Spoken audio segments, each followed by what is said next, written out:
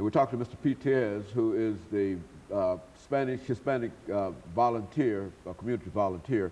And of course, Mr. Tellez, before we had our second commercial break, we were talking about the expansion of the United States west of the Mississippi that took in all of that land that at one time could rightfully be claimed by as Hispanic land. But Mr. Tellez, looking at the increased Hispanic population in Tennessee, and of course not only in Tennessee, in many areas of the South, there is some belief that within this next census there will be demonstrated that this is an increasingly large population and that the country is becoming more and more. Well, what are some of your thoughts in terms of what is happening there? Well, it seems that the last census identified about 7,000 people with Spanish surnames. And of course, that was probably a little undercount, probably grossly undercounted. But now we kind of anticipate, I've heard 25,000 about 5 years ago, and I think there's more like, I'm talking about the local area in Tennessee, Nashville area. And there might be as many as 40, even 80,000 in the local area. So there's really growing quite a bit. And of course, Memphis has about 100,000 Latinos, and so Chattanooga has a large number. It seems like there's a great influx of people coming from other countries and also from other parts of the U.S. But as we have new children being born here as well, and so there's quite a few of them. We have a clinic that helps women without insurance, Latino women that have prenatal care and so on. So there's quite a few little babies been born here too. So they're Americans. Well, so it's really quite difficult in terms of really tracking the number of people that might be counted as Hispanics within the area. Because I think you've mentioned 40,000, then you said it could be as high as 80,000, which is to say that there's almost a 50% difference in terms of who really might be. Is there any way, and of course being one of the vice chairpersons of this upcoming census count, is there any way to get an accurate account, more accurate account of in terms of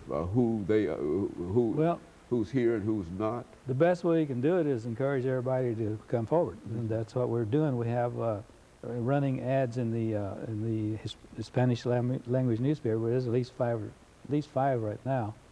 And the majority of them are carrying notices, let yourself be counted for 2,000 and so on. We also have 3 radio stations in Spanish, and they are promoting it. And every chance I get, and I talk to groups, and I say, don't forget to get everybody to count, to come up and be counted, because I hear the census itself is hiring volunteers, or part-time workers, and they're paying a pretty decent pay to help out to count people, because it's important to the city. Each person that is counted means anywhere from $100 to $150 for the city as money from the government, the federal government, which is our own money is coming back to us that way. So, well, why don't you speak to this issue of the count from the point of view of that there is no fear that the persons who are counted might be kicked out of the country if they don't have certain cards, about the confidentiality of it. Because I think, and then talk about the money that folks might make by being involved in it. It's quite confidential, because nobody can get those facts, especially not by individual. You might get general facts, but that's the Census Bureau put those out later. But even the President of the United States can't ask the Census Bureau how many of these guys and who are they. He won't get that information.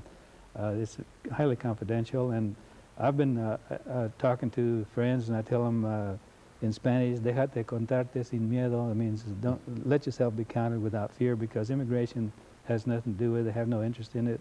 The interest is in seeing that the government is represented by the proper number of people from different regions, and we sure want to do our share to make sure we get our recognition in this part of the country.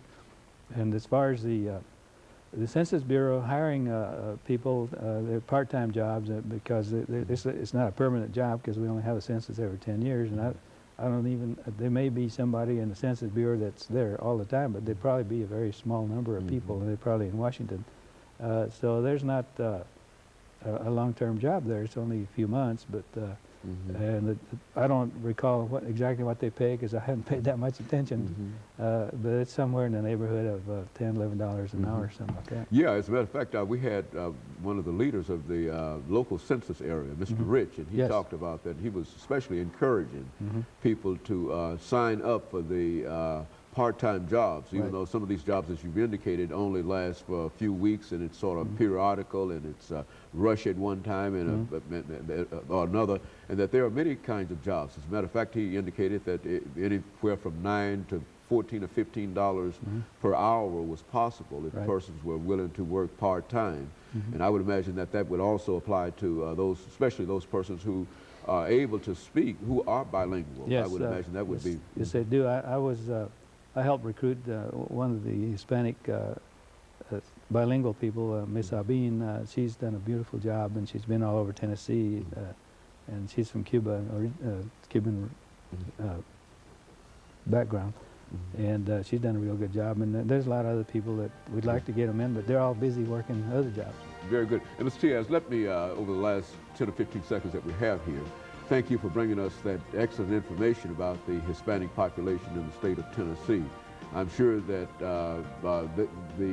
well, anyway, we certainly appreciate that, and let me encourage our audience to tune in again next week for another informative edition. We're running out of time. Thank you. Okay, thank you.